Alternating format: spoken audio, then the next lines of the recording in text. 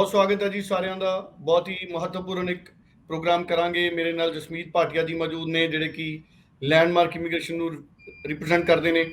ਪਿਛਲੇ ਦਿਨਾਂ ਦੇ ਵਿੱਚ ਰਿਫਿਊਜ਼ਲ ਇੱਕ ਵਾਰੀ ਫੇਰ ਤੋਂ ਆਏ ਨੇ, ਬੜੇ ਚੰਗੇ ਚੰਗੇ ਪ੍ਰੋਫਾਈਲਸ ਦੇ ਰਿਫਿਊਜ਼ਲ ਆਏ ਨੇ। ਹਮੇਸ਼ਾ ਹੀ ਅਸੀਂ ਡਿਸਕਸ ਕਰਦੇ ਹਾਂ, ਜਸਮੀਤ ਜੀ ਔਰ ਮੈਂ ਵੀ, ਕਿ ਜਦੋਂ ਸਡਨਲੀ ਰਿਫਿਊਜ਼ਲ ਜ਼ਿਆਦਾ ਆਉਂਦੇ ਨੇ ਕੈਨੇਡਾ ਤੋਂ, ਤੇ ਉਹਦੇ ਪਿੱਛੇ ਕਾਰਨ ਲੱਭਣਾ ਬਹੁਤ ਜ਼ਰੂਰੀ ਹੋ ਜਾਂਦਾ, ਕਿਉਂਕਿ ਚੰਗੀਆਂ ਪ੍ਰੋਫਾਈਲਸ ਤੇ ਰਿਫਿਊਜ਼ਲ ਨਾਲ ਹਰ ਕੋਈ ਹੈਰਾਨ ਹੁੰਦਾ ਹੈ। ਅੱਜ ਇਸ ਟੌਪਿਕ ਤੇ ਗੱਲ ਕਰਾਂਗੇ।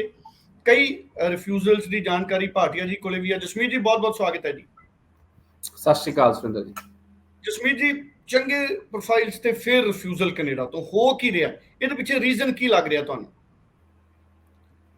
ਸਰ ਕਾਫੀ ਸਾਰੇ ਰੀਜ਼ਨਸ ਹੈਗੇ ਇਹਦੇ ਪਿੱਛੇ। ਸਰ ਇੱਕ ਤਾਂ ਆਪਾਂ ਜੇ ਗੱਲ ਕਰੀਏ ਤਾਂ ਜਿਹੜੇ ਸਟੂਡੈਂਟਸ ਸ਼ਿਕਾਰ ਹੋ ਜਾਂਦੇ ਆ ਔਰ ਸਹੀ ਕਾਲਜ ਸਹੀ ਕੋਰਸ ਨਹੀਂ ਡਿਸਾਈਡ ਕਰ ਪਾਉਂਦੇ ਔਰ ਕਿਸੇ ਵੀ ਤਰੀਕੇ ਅਪਲਾਈ ਕਰ ਦਿੰਦੇ ਆ ਆਪਣੀ ਫਾਈਲ, ਉਹਨਾਂ ਨੂੰ ਵੀ ਦੇਖਣ ਨੂੰ ਮਿਲ ਰਿਹਾ ਕਿ ਰਿਫਿਊਜ਼ਲ ਮਿਲ ਜਾਂਦੀ ਹੈ। ਦੂਸਰੀ ਵਾਰ ਸਟੂਡੈਂਟਸ ਨੂੰ ਲੱਗਦਾ ਹੈ ਕਿ ਇੱਕ ਟ੍ਰੈਂਡ ਬਹੁਤ ਚੱਲਿਆ ਹੋਇਆ ਮਾਰਕੀਟ 'ਚ ਕਿ ਆਪਾਂ ਕੋਈ ਵੀ ਡਿਪਲੋਮਾ ਫਾਈਲ 'ਚ ਪੁੱਟ ਅਪ ਕਰ ਦਈਏ, ਕੋਈ ਵੀ ਐਕਸਪੀਰੀਅੰਸ ਸਰਟੀਫਿਕੇਟ ਲਗਾ ਦਈਏ।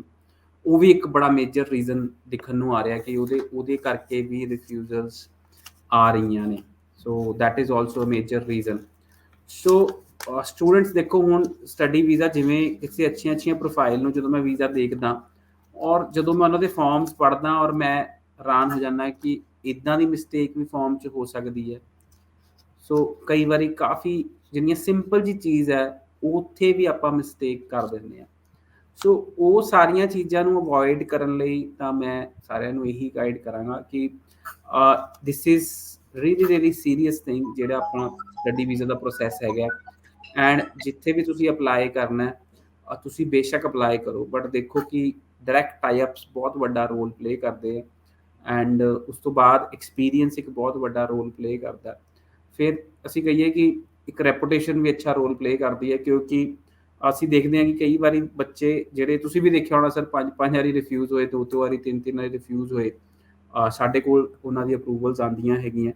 ਐਂਡ ਕਿਉਂਕਿ ਉਹ ਸਟੂਡੈਂਟਸ ਨੂੰ ਅਸੀਂ ਸਹੀ ਤਰੀਕੇ ਗਾਈਡ ਕਰਦੇ ਹਾਂ, ਸਹੀ ਤਰੀਕੇ ਉਹਨਾਂ ਦੀ ਫਾਈਲ ਲੱਗਦੀ ਹੈ, ਸਹੀ ਕੋਰਸ ਸਹੀ ਕਾਲਜ ਉਹਨਾਂ ਨੂੰ ਦਿੱਤਾ ਜਾਂਦਾ ਐਂਡ ਉਸ ਤੋਂ ਬਾਅਦ ਉਹਨਾਂ ਨੂੰ ਵੀਜ਼ਾ ਵੀ ਮਿਲਦਾ। ਸੋ ਸਟੂਡੈਂਟ ਇੱਕ ਕੀ ਕਹਿੰਦੇ ਆ ਟੈਕਨੀਕਲ ਚੀਜ਼ ਹੈਗੀ। It is not that simple ਕਿ ਆਪਾਂ ਕਿਸੇ ਕੋਲ ਵੀ ਚਲੇ ਗਏ। ਅੱਜ ਕੱਲ੍ਹ ਕੀ ਹੁੰਦਾ ਸਰ ਕਿ ਕੋਈ ਵੀ ਉੱਠਦਾ ਔਰ ਕਹਿੰਦਾ ਕਿ ਮੈਂ ਕੰਸਲਟੈਂਟ ਹਾਂ। ਕੋਈ ਵੀ ਮੈਂ ਕਹਾਂਗਾ ਕੋਈ ਵੀ ਅੱਜ ਦੀ ਡੇਟ ਤੁਸੀਂ ਵੀ ਦੇਖਿਆ ਹੋਣਾ ਸਰ ਕਿ ਕੋਈ ਵੀ ਕਹਿੰਦਾ ਕਿ ਮੈਂ ਕੰਸਲਟੈਂਟ ਹਾਂ, ਮੈਂ ਐਡਵਾਈਜ਼ਰ ਹਾਂ, ਮੈਂ ਇੰਨਾ ਤਜਰਬਾ ਰੱਖਦਾ ਔਰ ਮੈਂ ਕੁਝ ਵੀ ਕਰ ਸਕਦਾ। ਬਟ ਕੀ ਕਹਿੰਦੇ ਆ, it is not that easy. ਪਹਿਲੀ ਗੱਲ ਤਾਂ ਟਾਈ-ਅਪਸ ਡਾਇਰੈਕਟ ਹੋਣੇ ਹੀ ਬੜੀ ਵੱਡੀ ਗੱਲ ਹੈ। ਸੈਕੰਡਲੀ ਉਹ ਫਿਰ ਬੈਕ ਐਂਡ ਸਪੋਰਟ ਹੋਣਾ ਬਹੁਤ ਵੱਡੀ ਗੱਲ ਹੈ। ਫਿਰ ਲਾਇਸੈਂਸਿਸ ਹੋਣੇ ਬਹੁਤ ਵੱਡੀ ਗੱਲ ਹੈ, ਜਿਵੇਂ ਪੰਜਾਬ ਸਰਕਾਰ ਦਾ ਲਾਇਸੈਂਸ, ਕੈਨੇਡਾ ਇਮੀਗ੍ਰੇਸ਼ਨ ਤੋਂ ਲਾਇਸੈਂਸ, AIRC ਦਾ ਲਾਇਸੈਂਸ, ਇੰਨੇ ਸਾਰੇ ਲਾਇਸੈਂਸਿਸ ਹੋਣਾ ਵੀ ਬਹੁਤ ਵੱਡੀ ਗੱਲ ਹੈ। ਸਾਨੂੰ ਉਹ ਸਾਰੇ ਰੂਲਸ ਐਂਡ ਰੈਗੂਲੇਸ਼ਨਸ ਫੋਲੋ ਕਰਨੇ ਪੈਂਦੇ ਆ ਜਿਹੜੇ ਇੱਕ ਸਰਕਾਰ ਸਾਡੇ ਲਈ ਰੱਖਦੀ ਹੈ। ਸੋ ਡੈਫੀਨੇਟਲੀ ਸਟੂਡੈਂਟਸ ਨੂੰ ਮੈਂ ਇਹੀ ਐਡਵਾਈਸ ਕਰਾਂਗਾ ਕਿ ਜਦੋਂ ਤੁਸੀਂ ਅਪਲਾਈ ਕਰਨ ਜਾਂਦੇ ਹੋ ਤਾਂ ਜ਼ਰੂਰ ਦੇਖੋ ਕਿ ਆਪਾਂ ਕਿੱਥੇ ਆਪਣੀ ਫਾਈਲ ਲਗਾ ਰਹੇ ਹਾਂ ਔਰ ਕਿਉਂ ਸਾਨੂੰ ਰਿਫਿਊਜ਼ਲ ਆਈ। ਸਰ ਅੱਜ ਦੀ ਡੇਟ 'ਚ ਮੈਨੂੰ ਅੱਜ ਇੱਕ ਐਗਜ਼ਾਮਪਲ ਦਿੰਦਾ ਕਿ ਅੱਜ 8 ਬੈਂਡ ਵਾਲਾ ਬੱਚਾ ਹੈ, ਗੁਜਰਾਤ ਤੋਂ ਮੇਰੇ ਨਾਲ ਕਾਲ ਕਰ ਰਿਹਾ ਔਰ ਬੀਟੈਕ 'ਚ 2 ਬੈਕਲੌਗ ਹੈ ਔਰ 70% ਨੰਬਰ ਹੈ ਐਂਡ ਉਹਨੂੰ 2 ਵਾਰੀ ਰਿਫਿਊਜ਼ਲ ਆ ਚੁੱਕੀ ਹੈ। ਰੀਜ਼ਨ ਇਹ ਹੈ ਕਿ ਬੀਟੈਕ ਤੋਂ ਬਾਅਦ ਅੰਡਰ ਗ੍ਰੈਜੂਏਟ ਕੋਰਸ ਦਿੱਤਾ ਗਿਆ ਬੱਚੇ ਨੂੰ ਔਰ ਉਹਨੂੰ ਕਿਹਾ ਗਿਆ ਕਿ ਅੰਡਰ ਗ੍ਰੈਜੂਏਟ ਕੋਰਸ 'ਚ ਤੇਰਾ ਵੀਜ਼ਾ ਆ ਜਾਏਗਾ। BTech 70% number 8 band.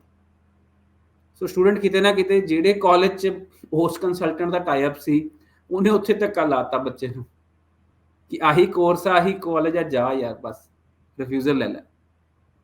ਸੋ ਇੱਦਾਂ ਦੀ ਚੀਜ਼ਾਂ ਨੂੰ ਆਪਾਂ ਅਵੋਇਡ ਕਰ ਸਕਦੇ ਹਾਂ ਔਰ ਫਿਊਚਰ ਵਿੱਚ ਵੀ ਐਡਵਾਈਸ ਕਰ ਸਕਦੇ ਹਾਂ। ਹੁਣ ਇੱਕ ਬੱਚਾ ਪ੍ਰਾਈਵੇਟ ਕਾਲਜ 'ਚ ਅਪਲਾਈ ਕੀਤਾ ਹੋਇਆ, 7 ਬੈਂਡ ਨੇ, 72% ਨੰਬਰ ਹੈ।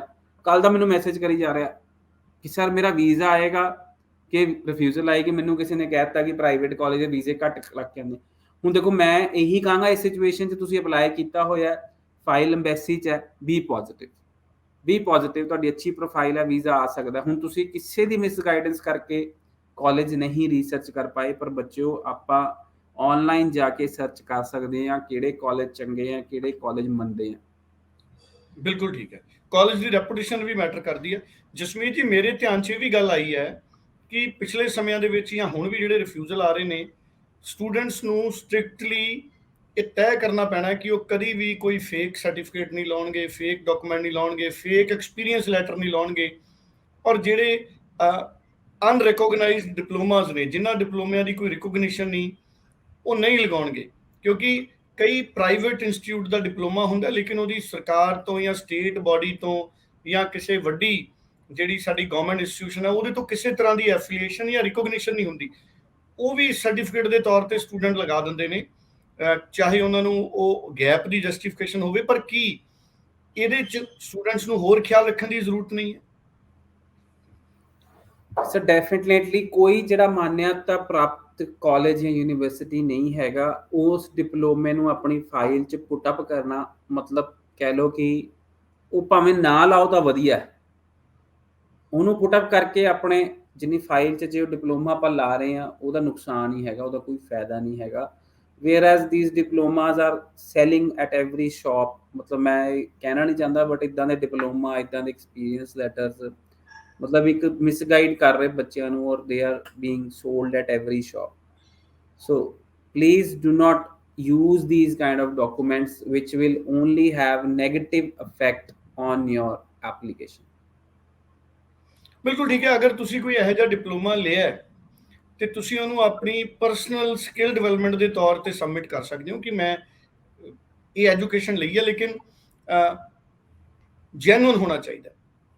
ਅਗਰ ਤੁਸੀਂ ਨਹੀਂ ਕਿਤੇ ਐਜੂਕੇਸ਼ਨ ਲੈ ਰਹੇ ਤੇ ਫਿਰ ਉਹ ਕੋਰਸ ਲਗਾ ਰਹੇ ਹੋ ਤੇ ਉਹ ਚੀਜ਼ ਨੂੰ ਤੁਹਾਨੂੰ ਅਵੋਇਡ ਕਰਨਾ ਚਾਹੀਦਾ ਹੈ। ਔਰ ਫੇਕ ਐਕਸਪੀਰੀਅੰਸ ਸਰਟੀਫਿਕੇਟ, ਉਹ ਵੀ ਮੈਨੂੰ ਲੱਗਦਾ ਬਹੁਤ ਟੈਂਡੈਂਸੀ 'ਚ ਰਹੇ ਆ ਪਿਛਲੇ ਸਮਿਆਂ ਦੇ ਵਿੱਚ, ਜਿਹਦੇ ਕਰਕੇ ਰਿਫਿਊਜ਼ਲ ਰੇਟ ਜਿਹੜਾ ਹੈ ਉਹ ਹਾਈ ਹੋਇਆ, ਕਿਉਂਕਿ ਫੇਕ ਐਕਸਪੀਰੀਅੰਸ ਉਹ ਵੀ ਕਿਤੇ ਨਾ ਕਿਤੇ ਐਮਬੈਸੀ ਦੀ ਨਜ਼ਰ 'ਚ ਆਉਂਦੇ ਨੇ। ਜਸਮੀਤ ਜੀ, ਜਦੋਂ ਐਕਸਪੀਰੀਅੰਸ ਸਰਟੀਫਿਕੇਟ ਸਟੂਡੈਂਟਸ ਲਗਾਉਂਦੇ ਨੇ ਕੋਈ ਵੀ ਆਪਣੇ ਬਿਜ਼ਨਸ ਦਾ ਜਾਂ ਆਪਣੀ ਜੌਬ ਦਾ, ਤੇ ਕੀ ਐਮਬੈਸੀ ਜਾਂ ਹਾਈ ਕਮਿਸ਼ਨ ਉਹਨੂੰ ਵੈਰੀਫਾਈ ਕਰਦਾ?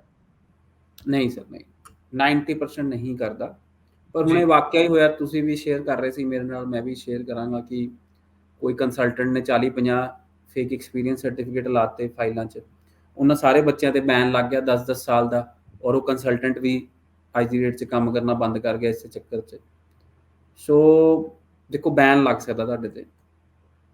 ਔਰ ਸਰ ਤੁਸੀਂ ਵੀ ਦੇਖ ਕੇ ਦੱਸ ਸਕਦੇ ਹੋ ਕਿ ਇਹ ਡੁਪਲੀਕੇਟ ਹੈ, ਮੈਂ ਵੀ ਦੇਖ ਕੇ ਦੱਸ ਸਕਦਾ। ਤਾਂ ਜਿਹੜੀ ਐਮਬੈਸੀ ਦਿਹਾੜੀ ਦੀਆਂ 50,000 ਫਾਈਲਾਂ ਅਸੈਸ ਕਰਦਾ, ਵੀਜ਼ਾ ਆਫਿਸਰ 5,000 ਫਾਈਲ ਅਸੈਸ ਕਰਦਾ, ਉਹ ਦੇਖ ਕੇ ਨਹੀਂ ਦੱਸ ਸਕਦਾ ਕਿ ਇਹ ਡੁਪਲੀਕੇਟ ਹੈ। ਸੋ ਇਹ ਸਾਰੀਆਂ ਚੀਜ਼ਾਂ ਤੋਂ ਬਚਣ ਲਈ we need a right guidance, right consultation, what can be done in your file and how to improve your procedure of visa application is very much needed for every student. Not refuse also, even in fresh case also you need the right guidance. ਤੁਹਾਨੂੰ ਸਹੀ guidance ਚਾਹੀਦੀ ਹੈ and ਸਹੀ guidance ਦੇ ਨਾਲ ਹੀ ਤੁਸੀਂ ਅੱਗੇ ਵਧ ਸਕਦੇ ਹੋ। ਬਿਲਕੁਲ ਠੀਕ ਹੈ। ਹੁਣ ਜਦੋਂ ਰੀਅਪਲਾਈ ਕਰਨਾ ਹੈ ਤੇ ਸਟੂਡੈਂਟਸ ਜਿਨ੍ਹਾਂ ਨੇ ਰੀਅਪਲਾਈ ਕਰਨਾ, ਉਹ ਸਟੂਡੈਂਟ ਇਸ ਗੱਲਾਂ ਦਾ ਜ਼ਰੂਰ ਖਿਆਲ ਰੱਖਣ, ਕਿਉਂਕਿ ਰੀਅਪਲਾਈ ਕੇਸਿਸ ਦੇ ਵਿੱਚ ਸਕਸੈਸ ਰੇਟ ਉਸੇ ਟਾਈਮ ਵਧੇਗਾ ਅਗਰ ਤੁਹਾਡੀ ਫਾਈਲ ਨੀਟ ਐਂਡ ਕਲੀਨ ਹੋਏਗੀ, ਤੁਹਾਡੇ ਡਾਕੂਮੈਂਟਸ ਨੇ ਜਿਹੜੇ ਸਾਰੇ ਕਰੈਕਟ ਹੋਣਗੇ। ਡਾਕੂਮੈਂਟਸ ਦੇ ਉੱਤੇ ਬਹੁਤ ਖਿਆਲ ਦੇਣ ਦੀ ਜ਼ਰੂਰਤ ਹੈ। ਔਰ ਜਿਹੜਾ ਗੈਪ ਹੈ, ਸਭ ਤੋਂ ਵੱਡੀ ਕਨਫਿਊਜ਼ਨ ਆਉਂਦੀ ਹੈ ਜਸਮੀਤ ਜੀ, ਜਦੋਂ ਗੈਪ ਸਟੂਡੈਂਟ ਆਪਣਾ ਜਸਟੀਫਾਈ ਕਰਨਾ ਚਾਹੁੰਦਾ। ਗੈਪ ਜਸਟੀਫਿਕੇਸ਼ਨ ਦੇ ਟਿਪਸ ਇੱਕ ਦੋ ਵਾਰੀ ਜ਼ਰੂਰ ਅਖੀਰ 'ਚ ਦਿਓ। ਸੋ ਦੇਖੋ, ਗੈਪ ਜਸਟੀਫਾਈ, ਹੁਣ ਮੈਂ ਕਿਸੇ ਨੂੰ ਇਦਾਂ ਟਿਪ ਨਹੀਂ ਦੇ ਸਕਦਾ ਕਿ ਤੁਸੀਂ ਆਹ ਡਾਕੂਮੈਂਟ ਲਾ ਦਿਓ ਤੇ ਟਿਪ ਬਣ ਗਿਆ। ਹੁਣ ਦੇਖੋ, ਕਿਸੇ ਬੱਚੇ ਨੇ ਕਿਸੇ ਐਗਜ਼ਾਮ ਦੀ ਤਿਆਰੀ ਕੀਤੀ, ਉਹ ਐਗਜ਼ਾਮ ਉਹ ਤੋਂ ਨਹੀਂ ਕਲੀਅਰ ਹੋਇਆ। ਨਾਰਮਲੀ ਹੁੰਦਾ ਬੱਚੇ, ਹੁਣ ਦੇਖੋ ਮੈਡੀਕਲ ਦਾ ਐਗਜ਼ਾਮ ਦੇ ਰਹੇ ਨੇ, ਇੰਜੀਨੀਅਰਿੰਗ ਦਾ ਐਗਜ਼ਾਮ ਦੇ ਰਹੇ ਨੇ, ਉਹ ਐਗਜ਼ਾਮ ਨਹੀਂ ਕਲੀਅਰ ਹੋਇਆ ਬੱਚੇ ਤੋਂ। So that is a gap justification. ਬੱਚਾ ਲਿਖ ਸਕਦਾ ਕਿ ਮੈਂ ਇਹ ਐਗਜ਼ਾਮ ਦੀ ਤਿਆਰੀ ਕਰਦਾ ਰਿਹਾ, ਆ ਰਹੇ ਮੇਰੇ ਰੋਲ ਨੰਬਰ, ਐਂਡ ਉਹ ਮੇਰੇ ਤੋਂ ਕਲੀਅਰ ਨਹੀਂ ਹੋਇਆ ਤੇ ਹੁਣ ਮੈਂ ਬਾਹਰ ਜਾਣਾ ਚਾਹੁੰਦਾ। ਆਈਲੈਟਸ 1.5 ਸਾਲ ਲੱਗ ਗਿਆ ਤਿਆਰੀ ਕਰਦਿਆਂ ਨੂੰ, ਆਪਾਂ ਲਿਖ ਸਕਦੇ ਹਾਂ ਪ੍ਰੀਪੇਅਰਿੰਗ ਫॉर ਆਈਲੈਟਸ। ਜਾਂ ਆਪਣੇ ਫੈਮਿਲੀ ਬਿਜ਼ਨਸ, ਨਾਰਮਲੀ ਦੇਖੋ ਆਪਣੇ ਬੱਚੇ ਐਗਰੀਕਲਚਰ 'ਚ ਹੀ ਹੈਲਪ ਕਰਦੇ ਆ ਜਦੋਂ ਵਿਹਲੇ ਹੁੰਦੇ ਆ। ਸੋ ਆਪਣੇ ਫੈਮਿਲੀ ਬਿਜ਼ਨਸ 'ਚ ਤੁਸੀਂ ਹੈਲਪ ਕਰ ਰਹੇ ਹੋ, so that is a valid reason. ਜਾਂ ਕੋਈ ਪ੍ਰੋਬਲਮ ਆ ਗਈ ਤੁਹਾਨੂੰ, you should give a valid reason why have you not studied during this time. ਹਾਂ, ਜੇ ਤੁਸੀਂ ਰਿਐਲਿਟੀ 'ਚ ਕੋਈ ਕੰਪਿਊਟਰ ਡਿਪਲੋਮਾ ਕੀਤਾ, then we can put up that diploma. ਤੁਸੀਂ ਰਿਐਲਿਟੀ 'ਚ ਕੋਈ ਕੁਕਿੰਗ ਕਲਾਸਿਸ ਲਗਾਈਆਂ, you can put up that diploma here. ਤੁਸੀਂ ਕੋਈ ਗੇਮ ਖੇਡਦੇ ਰਹੇ ਹੋ ਰਿਐਲਿਟੀ ਚ that is certified, ਤੁਸੀਂ you can put up that, but that should be there actual ਚ whatever you're putting। ਤੁਸੀਂ ਇੱਕ ਇਹ ਜ਼ਰੂਰ ਲਾ ਕੇ ਚੱਲਣਾ ਕਿ ਐਮਬੈਸੀ ਆਉਣ ਵਾਲੇ ਸਮੇਂ ਚ ਸਟ੍ਰਿਕਟ ਹੀ ਹੋਊਗੀ, ਲੀਨੀਅੰਟ ਨਹੀਂ ਹੋਏਗੀ। ਐਂਡ ਕਿਉਂਕਿ ਐਪਲੀਕੇਸ਼ਨਸ ਜਿਹੜੀਆਂ ਨੰਬਰ ਆਫ ਐਪਲੀਕੇਸ਼ਨਸ ਹੈ ਉਹ ਵਧਦਿਆਂ ਹੀ ਜਾ ਰਹੀਆਂ। बिल्कुल ठीक है।